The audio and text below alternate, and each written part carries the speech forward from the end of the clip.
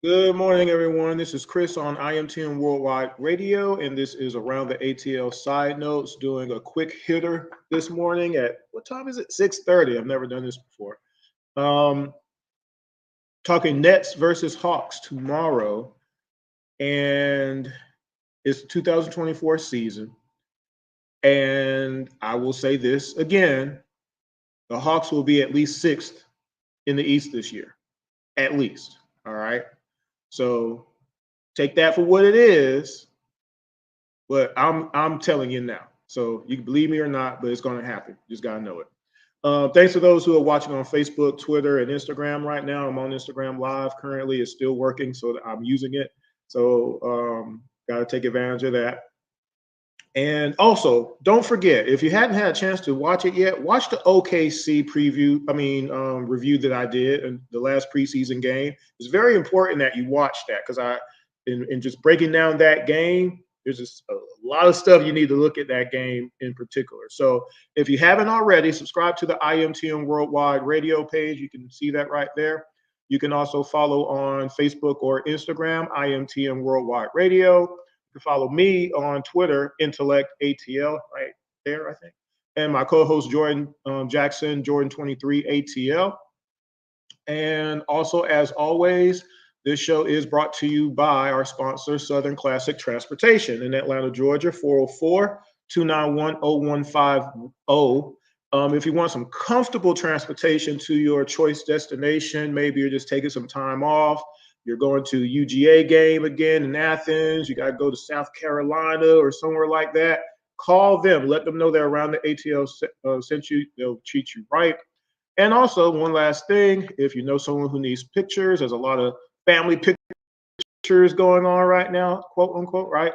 IMTNWorldwideImages.com is the website to go to, or you can follow on Instagram, IMTN Worldwide Images 1. If you know someone who needs some photos, please let me know. I am still available. All right, so that being said, let's get into it for today. Almost said tonight, but it's actually morning. It's dark outside. I can't get the time straight. I've been up all night.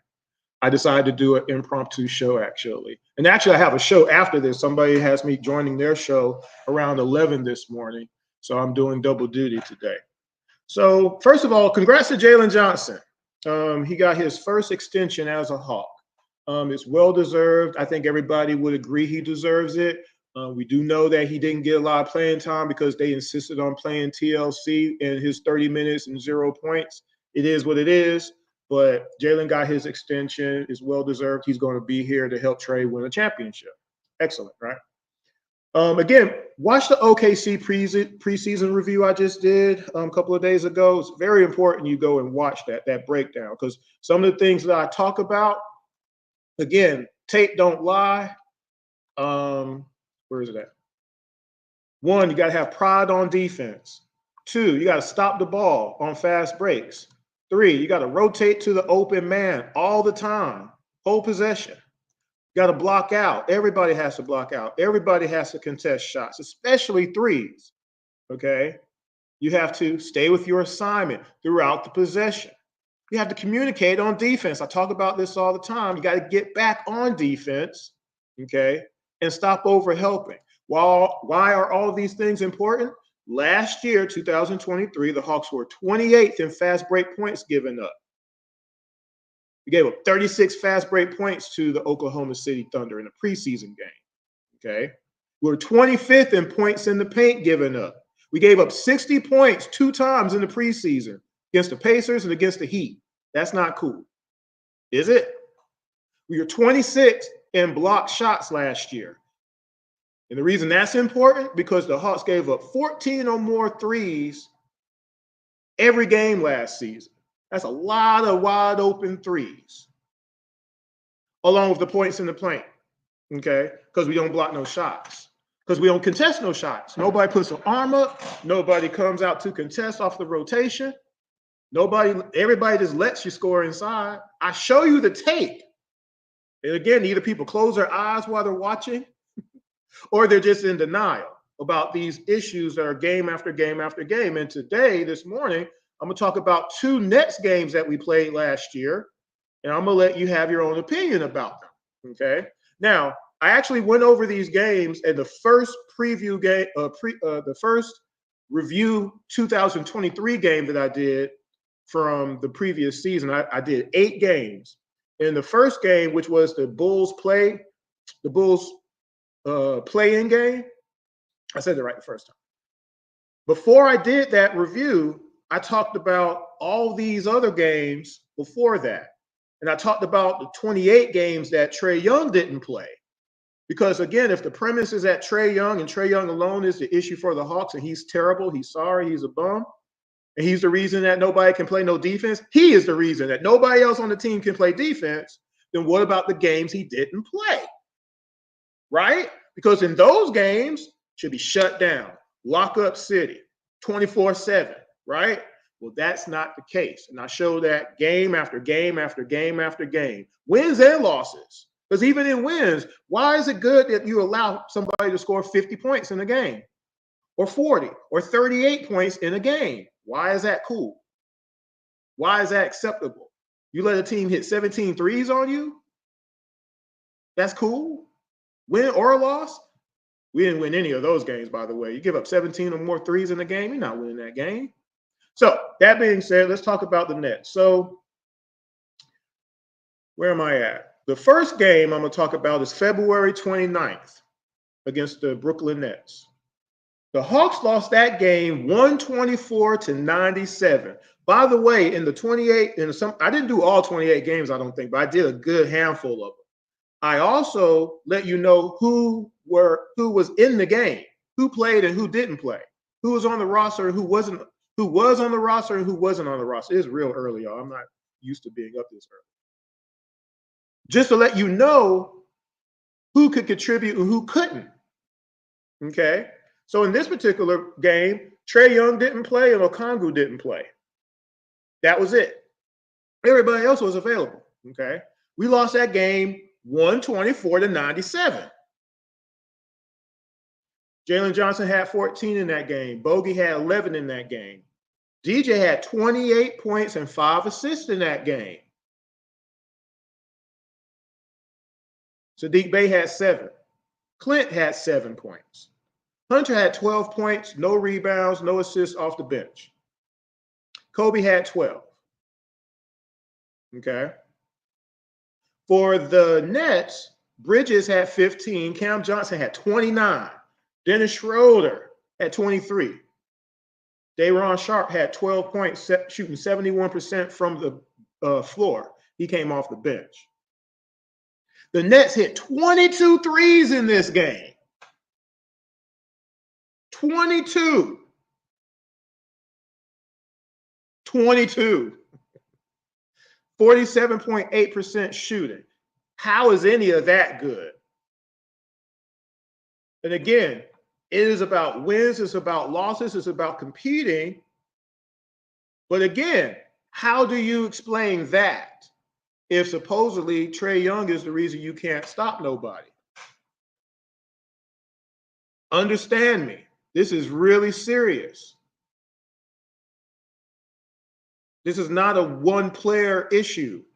It's a whole team. That right there tells you a whole team isn't rotating, isn't calling out no defense, and people are just standing still hitting threes. 22 of them? Again, the Denver Nuggets, which is a game I did review from last year, they hit 23 three-pointers on 56% shooting. That's absurd. Or is it? Isn't it? Or does anybody not care? See, and I guess that's what the crux of my argument is with this whole Trae Young and defense thing. And I'm gonna remind everybody, Trae Young wasn't drafted to be a defensive player. Trae Young is never going to be the best defensive player in the league. But Trae isn't the worst defender on the team, though. And I've proved that time and time and time again. And Trae Young, since he has been a rookie, has gotten better at defense year after year after year. Because the fact that he's a league leader in charges taken and on the team, he takes the ball from people all the time.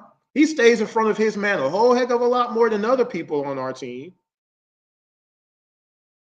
But his size is going to negate some of that, which is why, again, why would you want to continue to put short people next to him in a lineup when other teams, you know what they do to mitigate that? They put other players around that player that is the weakest on their team on defense and put other defenders. They've been doing that for 30 years. The Suns with Steve Nash and Allen Iverson with the Philadelphia 76ers, that he took that team to a championship. They put a whole bunch of defenders around Allen Iverson. Ain't that something, right? But the Hawks say, no, we're just going to keep putting random players around them that, we're just going to try stuff. Makes no sense. But in this game, again, look at the production. Look at what the Nets did. The Hawks, again, gave up 14 or more threes last year every game. 14 or more. Okay. Now, in this game, the Hawks, this February 29th Nets game, they only gave up 40 points in the paint. That is tremendous because the Hawks were 25th in points in the paint given up last year. They gave up at least 53 a game, at least. Lots of times it was much more than that. So for them to only give up 40 is tremendous. But sometimes, again, and I mentioned this before, sometimes you don't give up a lot of points in the paint because you're hitting all your outside shots. They hit 17 threes. So there's going to be a minimum amount of points in the paint just because of that. That's 17 shots, right? Well, it's 17 threes made, but you got the 3-point shots as well. So if you shot, I didn't put that down, but they hit 17 freaking threes in that game. You see what I'm saying? But still, 40 points in the paint is good. That's winnable. But they got beat 124 to, what is that? 97. So what else happened in that game? The Nets had 12 fast break points, which is not bad at all because the Hawks were 28th in fast break points given up last year. So in a game that they got beat 124 to 97 and they only gave up 12 fast break points, that's not bad. That's winnable. Now, the Nets did have 15 second chance points, though. Again, that means that people didn't block out and they didn't rotate. Okay, that's not good. The Nets had 30 assists in that game compared to the 18 from the Hawks. Basically, the 5 assists that DJ had, that was basically the bulk of them right there. So nobody was passing the ball, moving the ball. Not sure why. Trae ain't there. That's what everybody's excuse is, right? So Trae wasn't there to mess him up on defense, and Trae ain't out there messing up the offense again. Again, career 25-10 player, but who cares, right? They lost this game. The Hawks bench had 31 points. Basically, Kobe and Hunter had 12 apiece. Bruno had 2 points. Matthews had 5, and Garrison didn't score at all. So that was your bench. Kobe and Hunter had 12 apiece.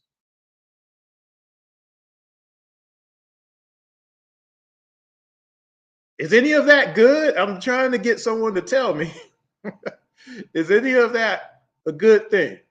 Now it's the first time. That was the second to last time we played the Nets last year. Okay, because again, we played them back to back. But I'm comparing that game right there to some of the other games I reviewed on film. Okay, because I didn't get to that one. Okay, that was way earlier in the season or whatnot. But again, you let a team hit 17 threes on you, the only way you win that is that you hit a whole lot more threes than them, or at least shoot a good percentage. But the Hawks didn't do neither of those. The Hawks only hit 8 threes in that game. They kept shooting, though, 28% from 3. You're allowing 17 threes, and you only hit 8. You weren't passing the ball. You only had 18 assists the whole game. You see what I'm saying? So again, is it a one-person thing or a whole team thing? Again, it's not 1-on-5, it's 5-on-5. I'm going to keep saying that until somebody gets it. Now, the second game, March 2nd. So again, February 29th, and then they turn right around and play the Nets again on March 2nd. The Hawks also lose this game against a team that had 3 more losses than they did at the time. Okay, keep that in mind as well. Okay, these are 2 conference losses, by the way, too, back to back. Okay, in this game, also Trae and Okongwu did not play. They lost this game 114-102. Okay. Now, in this game, Bogey had 13. Sadiq Bey had 23. Actually had a pretty good game. DJ had 20. Jalen Johnson only had 7. Clint had 11 and 10. Now, I'm going to bring this up real quick. So did his 11 and 10 help us win that game? Because of his 10 rebounds. I did a whole show about the rebound thing because, again, a lot of people say, well, we got to keep Clint because he gets 10 rebounds a game. And I keep trying to tell people those 10 rebounds a game don't really amount to much if out of those 10, only 6 of them are defensive rebounds. You're not putting in the offensive rebounds back in the bucket. And if you're not defending in the post, it really don't really equate to that much. Okay? It doesn't. Our win-loss total shows that. Hunter in this game had 15, so that's decent. I would expect that from him because he can do that, you know. Hawks had 11 threes in this game for 32% shooting. They did have 4 blocks. Bruno had 3 of them off the bench, though. Again, the Hawks were 26 in block shots last year. I believe in that game, DJ had the only block as a starter in that game. It's not enough. We're not contesting shots. That's all that means right there. In this game, Bridges had 38 points. Cam Johnson had 23. Claxton had 12 and 13. Dennis had 14 and 8. In this game, the Nets hit 15 threes. So in back-to-back games, again, remember, the Hawks last year, 2023, gave up 14 or more threes every game. In back-to-back games, the Hawks gave up 17 threes in one game and then 15 threes in the next. The Nets hit 15 threes on 46% shooting. So again, in that first game, I just mentioned it. What did they shoot? Where is it at? I lost it. 47.8. So that's 48%. So basically, they gave up 46 and 48% in back-to-back games off of threes to the same team. So here's my other thing about the Hawks. We do no adjustments. Not during the game, not after the game, not before the next game. To the same team with the same players on it, you mean to tell me we can't figure out how to only give up 10 threes in a game? And we're cool with that? I don't get it. I'm a logical person, y'all. It ain't about just one player. It's the whole team not knowing what to do and nobody on the bench knowing what to do. We do not have a defensive coach on our bench. And this, again, just proves it. I keep showing y'all stuff to prove my point. I don't have anybody showing me anything to not prove it. So are y'all comfortable with just having a team just running up and down the court and just hoping things happen? Because, again, a team missing shots and you hoping they miss shots is not defense. I showed you in that OKC game. I hope you go and watch it. So many times you had players leave their assignment and just stand there. Don't tell nobody they're going to leave their assignment. Don't tell nobody, hey, pick up my man. I lost him by accident. My bad. But nobody says, hey, I'm going to decide to stay in here and look and see what goes on the other side of the court. Why do y'all think that's acceptable in a ball game where these guys are getting paid 10, 15, 20, 30, $40 million a year? And they just say, it's no big deal. And we're losing the game because of it. We're losing these games, game after game after game. That OKC game was a winnable game. Chris, preseason don't matter. Yes, it does, because it bleeds into your regular season when you're doing the same stuff and nobody's adjusting it to get you out of it. Go watch that OKC tape. It's bad. I'm telling you. Or you just don't care. And you're just hoping for the best. I'm not trying to hope for the best. I want the team to be better. The only way you can do that is by coaching and telling people what to do so they know what to do and the why. And as I said, yes, I still believe my team is going to be 6th in the East because, yes, I do think some of the personnel changes will help mitigate some of it, but not all of it. Like, you can't just have one person wanting to stay with their assignment and switch and try to contest shots. It has to be everybody on the team, bench included, because that's what other teams do to us. Everybody on the other teams, they're trained. They know where to be. They know how to talk on defense. They know how to switch. I showed a clip on Twitter just yesterday. Can I post it? Let's see if I can find it. And I don't know if it'll let me do it, but let's try. I posted a clip of Dwayne Wade showing his son how to. I don't know if this is going to include the link or not, but I'm going to give it a go. Otherwise, just follow me on ATL on Twitter and you can see it for yourself.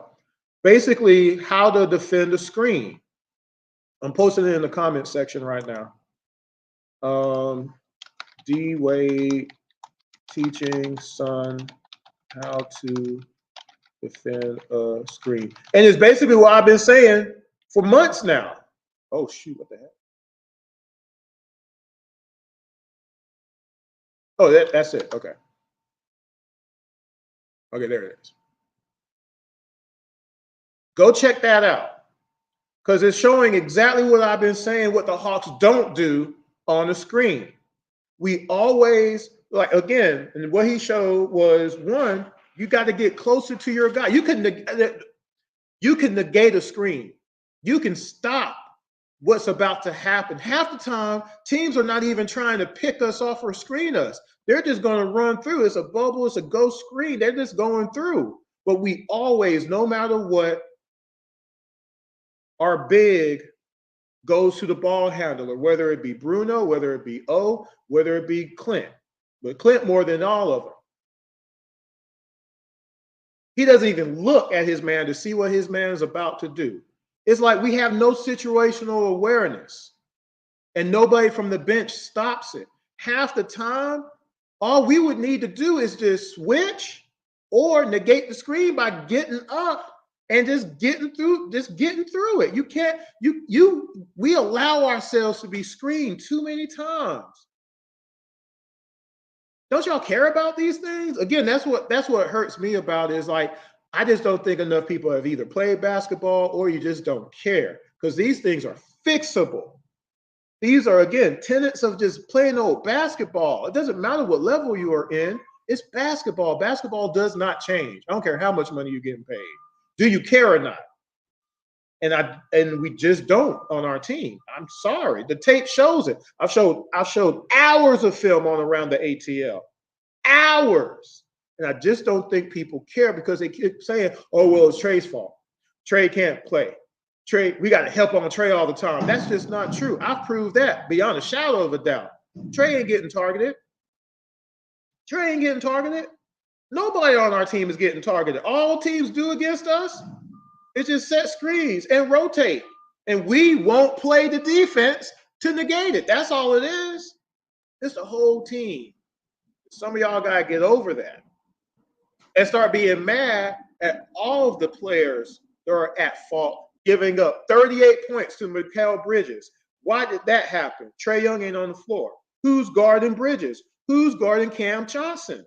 Why aren't you blaming those players? We didn't win the game. At least if you win the game, you can shrug it off and be like, oh, well, we still won, though. But we didn't win any of those games. We lost 46 games last year, guys. If Trae is so bad, why didn't we go 28-0? Why didn't we go 28-0? That's a legit question as I present that to you this morning. It's almost 7 o'clock. I'm about to get out of here. Why didn't we go 28-0 last year? Why didn't we go 20-8 in the games that Trae missed last year? Why not? Can anybody give me an answer? They can't, or you won't. And I don't understand that. The Hawks are 27-33 without Trae Young. In his career, he's been 60 games in 6 years. He's on the court more than everybody else for the most part. But you don't want to go to the persons that are really at fault with a lot of this mess. Again, shooting guards average 30 points a game against the Hawks. Small forwards average 27 points a game against the Hawks. So Trae is supposed to be responsible for his guy, plus the shooting guard, plus the small forwards. Can you play 3 people at the same time on a basketball court? I've never seen it happen. Show me tape. We're not talking about switches at that point. We're talking about playing a guy straight up.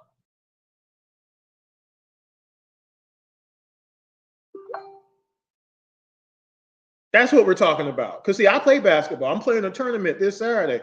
I didn't post it on here. I did my Sunday night basketball video.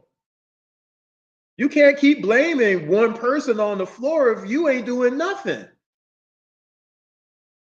Again, we don't provide help defense for nobody on our team. We'll just let you lay it up. Somebody gets beat at the top for whatever reason, we're just going to let that person score. Ain't that kind of selfish? Are we winning like that? No. You got to come over. Somebody got to be the help defender. Somebody got to call it out. Hey, I got your man. If he gets by you, I got him. We don't do that. All the other teams in the NBA that are winning, and they're top defensive teams in the league who got, first, second team all defensive, that's what they do. They switch. They contest shots. They rotate. They call out stuff. They block out. They get back on defense on a fast break. They stop the ball on a fast break. Hawks don't do any of that. I can prove it. The stats, the numbers tell you that. 28th in fast break points given up. We gave up 36 points in the fast break against the OKC Thunder in a preseason game. That tells you what you need to know. But some people are just sitting in denial. The rest of this game on March 2nd, where, again, Mikal Bridges had 38, Cam Johnson had 23, Claxton had 12 and 13, Dennis had 14 and 8. They hit 15 threes on 46% shooting. They had 15 fast break points. You know how many the Hawks had in that game? 0. We lost that game 114-102. Again, all you got to do is look at it. This is what actually happened, not what you think happened in your mind. Because, again, a lot of people be hitting me up and be like, oh, well, it's Trae's fault. How is it Trae's fault? He didn't play. When I reviewed the Detroit Pistons game and Malachi Flynn dropping 50 points, there was people who hit me up and said, well, that's what happens when Trae Young is in there, and Trae Young didn't play in the game. So now what do you have to say about that? Because if that's your only retort to everything, you're the problem. You see what I'm saying? How do you keep saying these things when Trae ain't playing? But DJ is there, Hunter is there, Clint was there, Bogey was there. How come one player is scoring 50 points on the whole team? Did you watch the game? I showed you the game shot for shot, how Malachi Flynn hit all of his shots. Only 2 other Detroit Pistons were in double digits in that game, Duren and Jaden Ivey. They had 11 apiece. Everybody else was in single digits, and they weren't high. The Hawks had to hold on to win that game at home. That was the last victory of the 2023 season, that Detroit Pistons game, a 68-loss team. And we barely beat them. And the Hawks lost the rest of the games for the 2023 season. The Hawks still had a chance to get the play-in home court advantage. We couldn't do it because we couldn't win no games. The next 3 games after that Detroit game, we lost. Trae Young didn't play. And then the first game Trae came back in, Charlotte Hornets game, he didn't play the fourth quarter. And some people will still try to blame Trae on that. And I'm like, well, first of all, Trae Young played the first 3 quarters. He didn't miss a shot, and I think he had 11 assists. And then they sat him for the fourth quarter. We had a 92-77 point lead in that game. Okay. The math tells me the Hawks were winning handily. We had it. It's not locked up, but we have the lead. Principle of it all, right? The Hawks lost that game 115-114, 1 point. The Hawks lost 21 games last year by 7 points or less. Remember telling y'all that over the last couple of months, right? That was one of them. The next game, I believe, was against the Timberwolves. We lost that game by 3 points, another winnable game. We had the lead in the fourth quarter twice. Trae Young don't guard Rudy Gobert, though, do he? 7'4", 7'2" guy, whatever. He had 25 points in that game. He was 10 for 10 from the field. Couldn't stop him. Who else was in that game? Go check that game out. I show you that game. Pacers game. We gave up 157 points to the Pacers last game of the 2023 season. It was the second time in the same season we gave up 150 points to the same team.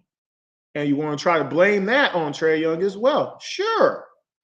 But I showed you the game. Some people don't watch the game. Sorry. Trae Young can't give up 157. Even if he gave up 50, where are the other 100 points coming from, people? You see what I'm saying? He didn't give up 50 points in that game, though. He didn't. He didn't. And again, finally, the Chicago playing game, the most important game of the season, because if you lose, your season is over. In that game, on the offensive side, everybody in the starting lineup did produce at least 20 points apiece, except for Hunter, who was 8 points, 2 rebounds. But nobody could stop DeRozan. He had 22 points. Nobody could stop Vucevic. He had 24 points. And nobody could stop Kobe White. He had 42 points in that game.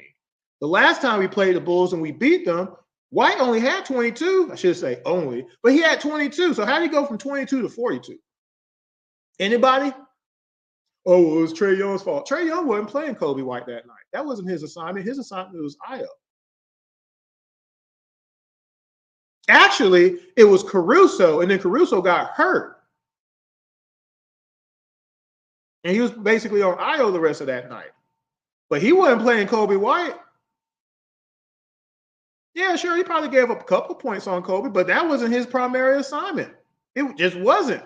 You know who it was, and y'all don't want to say nothing about that.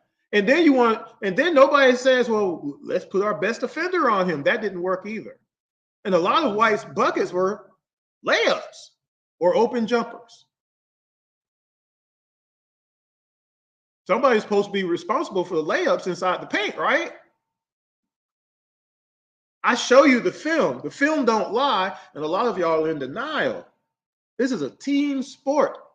It's 5-on-5, not 1-on-5. Nobody still has shown me a film of one player against 5. The only time you can even think about that is if you're playing a game of 21, right? Because now it's you and you alone against the world, right? I played a lot of 21 games in my career, my basketball career. But I've never played a 1-on-5 game against anybody, a legit, I've never done that before because that's ludicrous.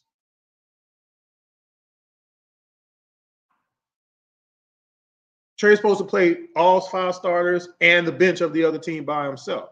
No, there are other players. They're supposed to be doing their jobs, and the Hawks ain't doing it. They haven't been doing it for a minute. And all I'm doing is showing y'all that. And some people are just still in denial for some reason. And they're not mad at what they should be mad at. They should be mad at the entire team, and they should be mad at the coaching staff for not fixing these things. These are fixable things. It's not like they can't be fixed.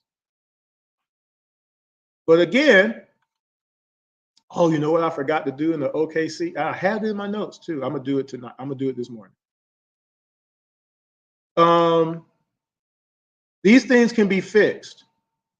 Stopping the ball on the fast break. All of the hours of footage of all the fast breaks that I showed y'all, and every single one of them, you will see nobody stopping the ball. You just see people casually going back, got their backs turned, don't know what's happening behind them. And then when they turn around, the man is going by them and laying it up. And no one says nothing. That's not basketball. Why are y'all cool with it? Nobody rotates to an open man. We let people shoot the ball. We will watch the ball go from their hands to the bucket with no contest at all. None. We do not block out. Ball goes up, ball hits the rim. Nobody knows what to do. We're playing fake defense, throwing our hands, doing this, and no, that's not, no. We don't contest shots. We got all these points in the paint being given up because we just let people lay the ball right back up. We don't stay with our assignments. We will turn our back to our guy, or heck, just coming up the court, we'll stand in the paint. Our guy is over here 20 feet away at the three-point line, and we're going to let him shoot that three because we think we're playing defense. We're just sitting in the paint. That's not defense, and y'all accept this. Again, we don't talk on defense and let people know that we're not in position. And again, when we miss a shot, we're not trying to get back on defense. We're just not doing it. And again, the statistics tell you how bad the Hawks were. I'm showing you the visual of the why, and people are in denial. And again, we overhelp on almost everything. There's no reason to be playing somebody who don't got the ball. And you got your man over here. Why are you double teaming somebody who don't got the ball? Why are you self-screening yourself? You're grabbing onto somebody like they're holding you back so that way you can look like you're doing something on the court. That ain't acceptable. That OKC game, it happened a lot. You need to watch that tape. It's terrible. The Heat game is terrible. They gave up 25 points in that game. People are like, oh, well, that's a bad matchup against Jimmy Butler. But why? Why can't he play better defense than what he did? And it wasn't just against Jimmy Butler. He's giving up all these points. I'm sorry. Effort goes a long way. But knowing what to do is even better. Because, again, a lot of these things are just knowledge related. So what about tomorrow night? What's going to happen? So the Nets projected starting lineup, Dennis at the point, Cam Thomas at the shooting guard, Cam Johnson at the small forward, Dorian Finney-Smith at the power, Nick Claxton as the center. Now, some of these are going to be kind of iffy because, you know, right now they're saying Nick is good to go, but he's day-to-day. I think it was a hamstring. Dorian, same thing, day-to-day, but they do got some people who are out. Because on the bench, as of right now, you got Ben Simmons coming off the bench as your point. Bojan, who is out, would have been their backup shooting guard. Jalen Wilson, Noah Clowney, but then Day'Ron Sharp is also out, is their backup center, the one who hurt us in that other game that I mentioned in 2023. So I'm not really sure how they're going to jumble that up, but I'm sure they got somebody in mind as far as that goes. For the Hawks, as of right now, the speculation is going to be Trae, Dyson, Hunter, JJ, and Clint. I still would like Hunter and Clint to be coming off the bench. I've told y'all why. I've shown you hours of footage to tell you why. I might talk about that in a second. Bench, Kobe, Bogey, Zach, Nance. Oh, so I'll go ahead and talk about it. So I want Clint and Hunter to come off the bench because having three veterans coming off of our bench make us a much deeper team. It gives us some fluidity. It gives us, what's the word? A cushion. Why do I say that? If you got Bogey and Hunter coming off your bench, they alone can give you 25 to 30 points a game off the bench. Just those two players, instead of having 6, 7 players giving you 25 maybe off the bench. Much better opportunity right there just as far as the depth side. Having Clint coming off the bench does a couple of things. One, makes him just a rebounder. Just concentrate on getting rebounds. Who cares? You don't need to score. Who cares? You don't need to try to score because you're not going to score more than 10 points anyway. Okay. And also, it takes him off the defending anybody part too. Now he's not defending ones. At worst, he's defending twos of the other team. I think Clint has a much better chance doing that than against all the bigs in the East that are here now, who've been around for a minute that he's not stopped. I'm sorry, he don't have the track record. He's not the 2020 Clint Capella now. He hasn't been since 2020, where he actually got some votes for Defensive Player of the Year. He hadn't been that since then. So this let him concentrate on rebounds. Also, he won't be in there in the fourth quarter. He doesn't need to be. Why? He can't hit a jumper. He can't finish inside. He can't hit free throws. He can't hit a three. Why should he be in the game? We need to stop playing 4-on-5 and go ahead, since we didn't make any other moves, play Okongwu, because he's our best center at this point. He's been that for a minute. We just been playing Clint because of the contract. And some people are mad about that, but that's just the truth. People have said that, actually. It's just the truth. We got to get past that, though, if we're going to try to win, because see, Okongwu, he can finish in the paint, 73% from 0 feet to 5 feet in. I've shown you all that plenty of times. He has moves in the paint. He has a hook that he finishes consistently. Again, 73%. That's a lot. All right. He also hits 80% from the free throw line. He also can hit a three. He shot 33% from three last year. He's probably going to even be better this year. He can hit it from the corner. He can hit it from the top of the key. He's a threat. Can't just leave him open. He'll hit the shot. Right. But also his defense. Now, outside of those pick and rolls I talked about earlier, if a big wants to drive on him, he can move his feet. He can beat you to the spot. He also can use his leverage. He gives people a tussle in the post. Giannis, Cat, Joel, he gives these people problems. It's documented. We've seen it. We synced it. But also, he can rebound. He can rebound with the best of them. All of his starts, he has 36 starts.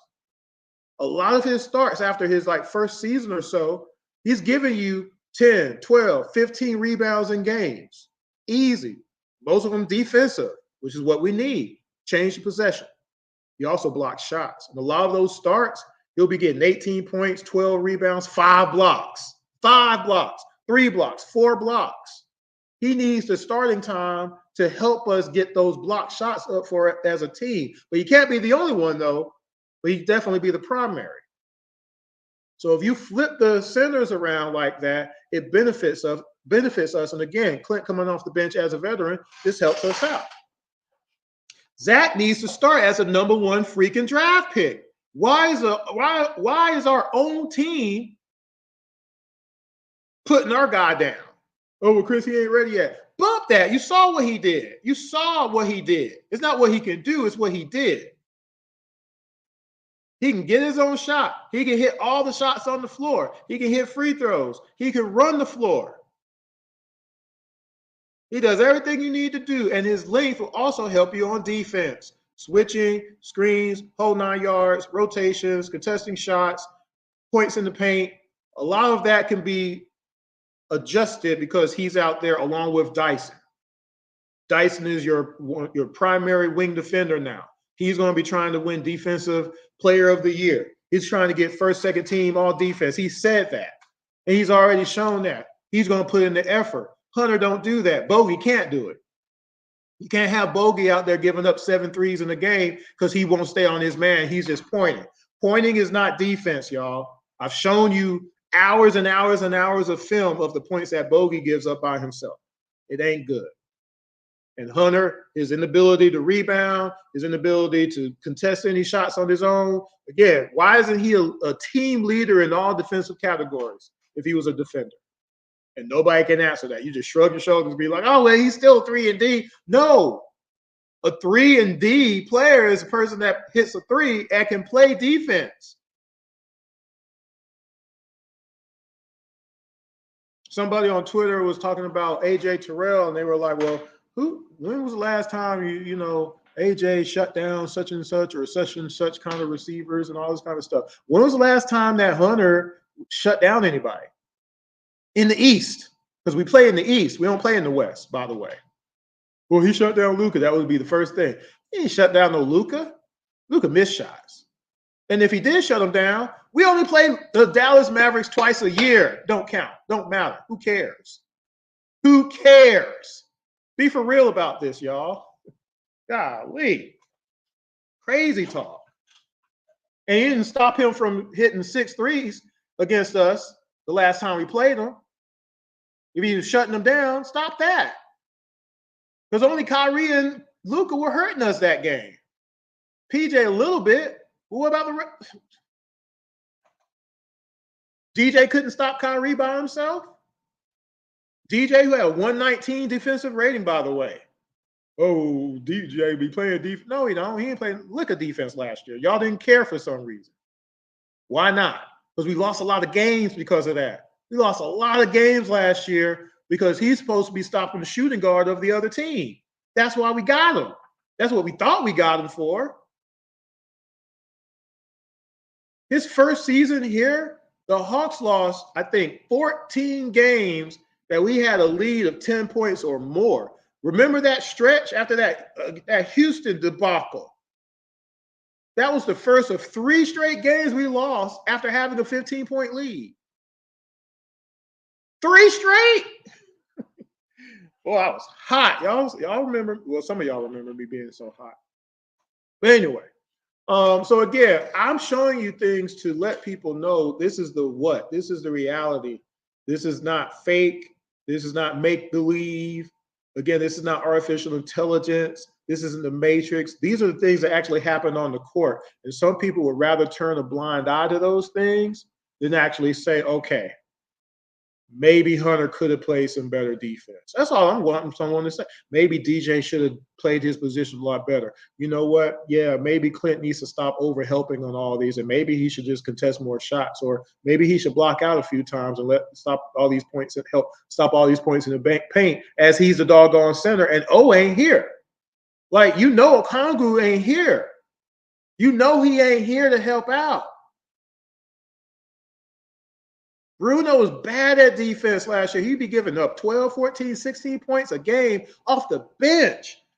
That's why I said, to an extent, some of the personnel moves will help us by subtraction. Additions by subtraction.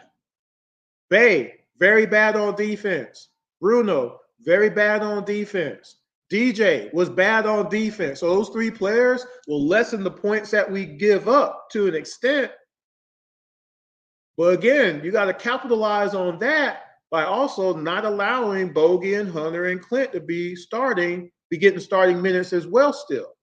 Because otherwise you just negate that.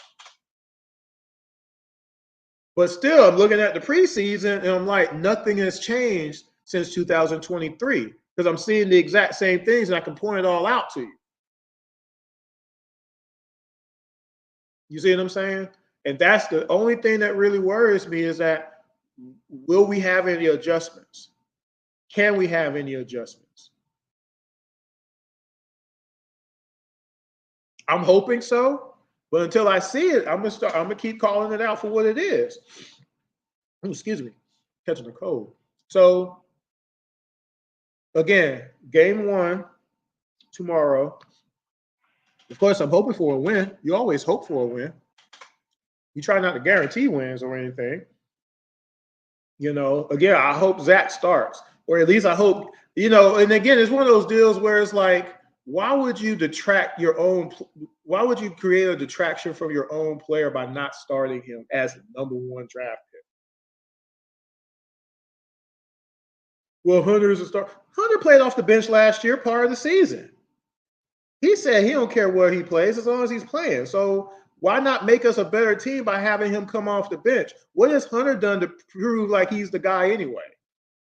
Again, 5 seasons he's had to show what he can do, and he is who he is at this point.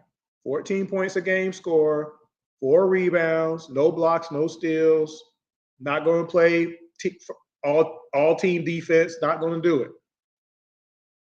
Let the new blood come in here. Let the new blood come in here and get 15, 18 points a game. Hunter comes in off the bench, get 15 points a game. That's a match to me. But Zach can give you some of those other qualities that Hunter can't do or won't do. You see what I'm saying? Let Dyson get if Dyson gets at least 10 points a game, Bogey will make up the difference, but Dyson will stop so many shots. Dyson will deter more than enough shots to equal that out. Again, I did a whole show showing here, look at all these players who are averaging 5-7 points a game, but they were first, second team all defense and or defensive player of the year candidates and or winners for a 7-year span. And a lot of those teams have championship rings. We need to do different than what we've been doing, folks, is my point. That's what we need to be doing. Now, again, we didn't address the size thing in the middle. And, I still say there might be a chance to, try to get Ayton from Portland.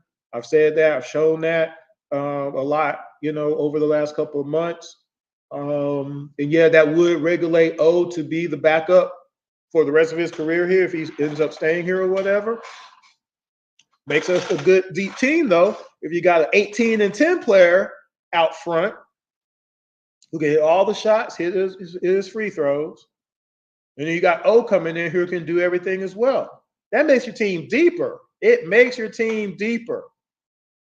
It makes your team deeper. Do you want a deep team going against the rest of the East? Because the whole East, again, got better. Most of the teams got better one way or the other. They got better. Teams since 2018, I did a whole show about this. Rosters matter. Well, I think I did a rosters matter, and then I did another show after that even, to show what moves have been made by these teams in the East since 2018, 2020. Look at what the Knicks have done. Look at what Orlando has done. Look at what the Cavs have done. Look at what Boston has done. Look what the Bucks have done. And the Hawks seem to just want to do everything to go backward all the time or not do anything at all. Again, we were 2 games away from the finals. What time is it? We were 2 games away from the finals, and what did the Hawks do the next season per the roster? The Atlanta Hawks won 60 games some years ago. Look at the roster for the next season. Tell me what they did to improve to say, hey, we don't need to get swept again in the Eastern Conference Finals. So we need to do something to get back to the Eastern Conference Finals and not get swept. What did the Hawks do? We got swept the next year in the first round, I think, right? Meanwhile, other teams, you know what they do? They go all out. They go all in. Wu-Tang. Right? Toronto Raptors said, we're going to make this one move. We're going to win us a finals. Right? Think about the teams in the last 6 years that have been to the finals in the Eastern Conference. Cavs, their last year, 2018, right?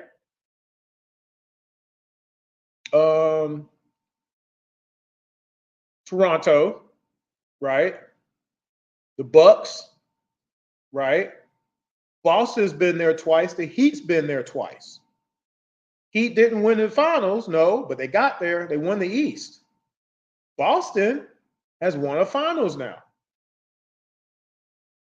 But 2 years ago, we were giving Boston all they could handle in the first round. Trae Young was destroying them. All we needed was somebody to either stop Tatum or stop Brown, and we couldn't do it. Couldn't do it.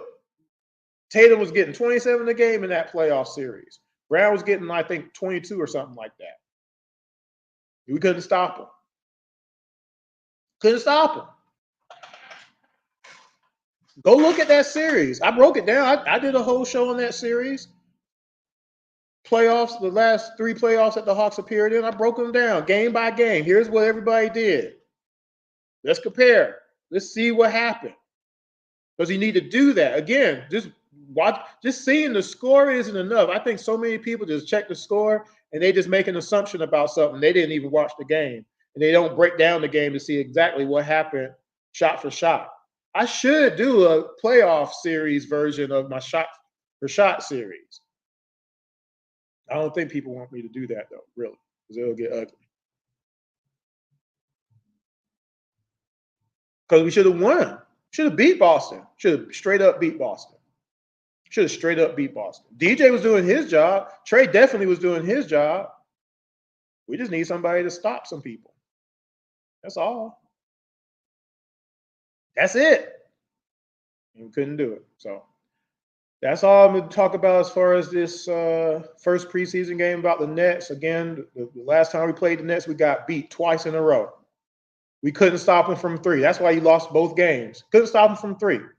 We let a team shoot 48 and 46% back-to-back games, no adjustments.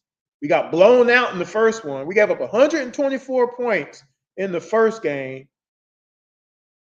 and then gave up 100, what is it, 112? 114 in the second game. That's a heck of a lot of points, don't y'all think?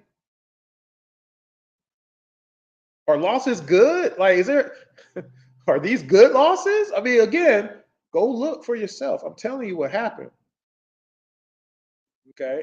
Now, hopefully tomorrow night we have a better result. Hopefully we figure out, hey, let's not. Now, one thing that's going to help us out, that Bridges is not there as a net anymore. That's one thing. Keep in mind. So you don't got to worry about him dropping 38 on us. But now he's a Knick. Everybody's a Knick. You get to be on the Knicks. You get to be on the Knicks. They got Bridges and Cat, OG. They got all these players within a certain length of time, just bulking up.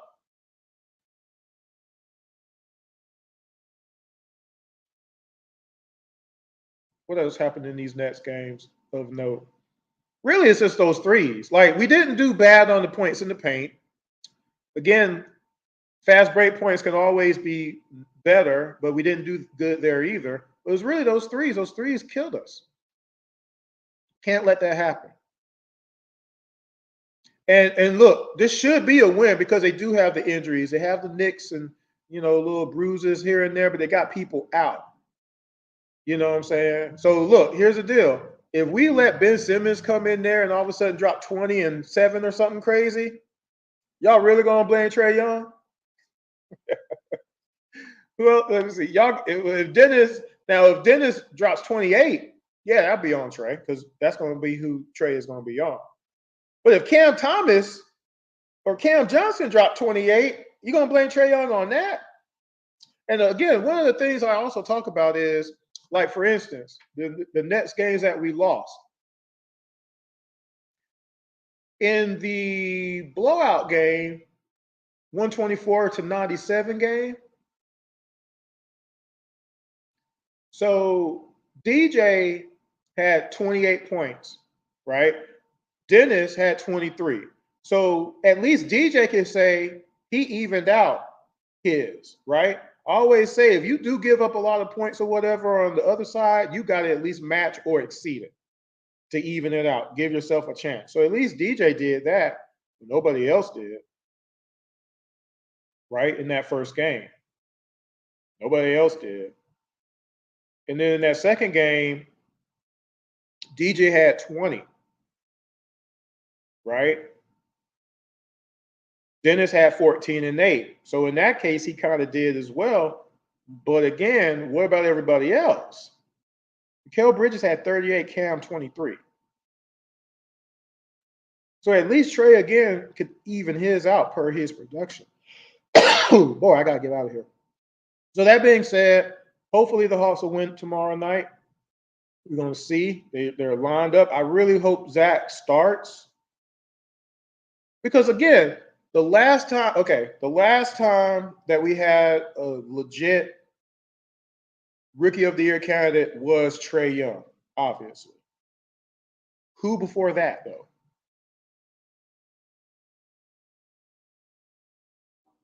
Right? Because the Hawks have a history of never playing anybody who's young enough for them to be a Rookie of the Year.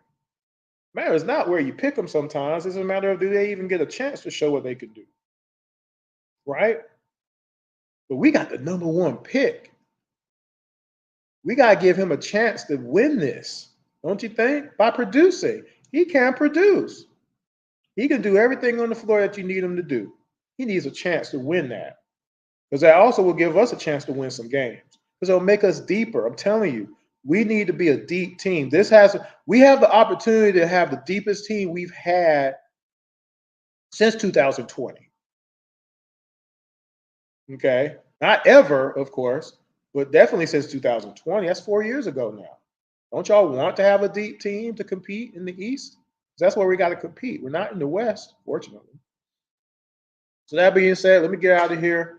I got to get rested up for this next show later on. Y'all take care. Again, make sure you subscribe to the IMTN Worldwide Radio page. And if you like my show, share it with at least one person who likes Atlanta sports. Again, follow me on Instagram and Facebook under IMTN Worldwide Radio. And again, I just want the Hawks to win a championship. I just don't think there's nothing bad about that.